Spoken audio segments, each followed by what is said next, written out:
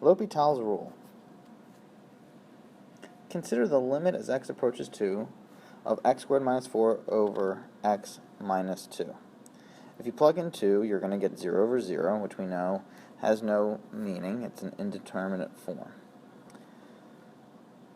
It also looks like the definition of a derivative, which we will talk about the relationship of that. In this case, we could find the limit by factoring out. And so we can factor the top, cross off the denominator and the numerator, leaving us with something that we can evaluate.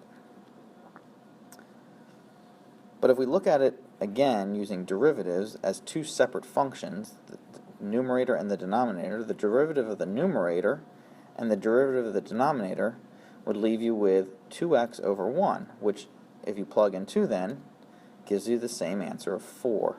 And so L'Hopital's rule says that if you have a limit that is indeterminate, instead of thinking of it as one function, think of it as two polynomials, a numerator and a denominator, and that limit would be equal to the limit of its derivative. Alright, some work to show that it is actually the same thing is that a derivative, using definition of derivatives from limits, the limit as you approach f and g, you can rewrite it and simplify it into its own forms, and you will see that it actually turns out that the limit of f over g is the same thing as the derivatives of those evaluated at a. So, here's an example of another problem. 1 minus cosine over x plus x squared as the limit approaches 0. If you plug in 0, you get 0 over 0. Taking the derivative, you get sine over 1 plus 2x. Plugging in 0 here would give you 0 over 1. At this point, that's the answer, 0. This is where we stop. There's no longer indeterminate because we have not 0 over 0 anymore. If you kept using L'Hopital's rule, you would take derivatives and come up with an incorrect answer. You need to stop once you get to something that is not 0 over 0. But if you continue to get 0 over 0, you can continue to use L'Hopital's rule. In this example here, if you plug in 0, you'll get 0 over 0. Take its derivative, and you will still have 0 over 0. So you can take its derivative again. At this point, the denominator is now 2. And so when you plug in 0, you no longer have 0 over 0.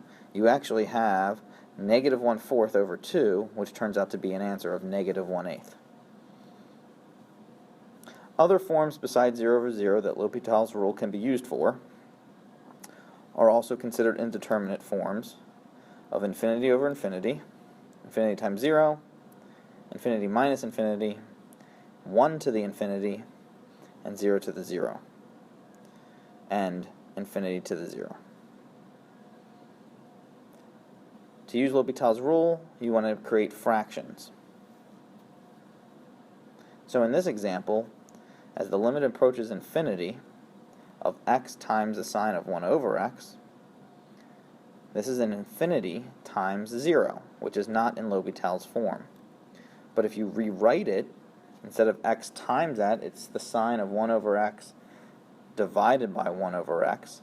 This is now a 0 over 0 problem, and so L'Hopital's rule can be applied. Now, the sine of anything over itself would be equal to 1 as the limit approaches 0. And to show this, we can go ahead and take L'Hopital's rule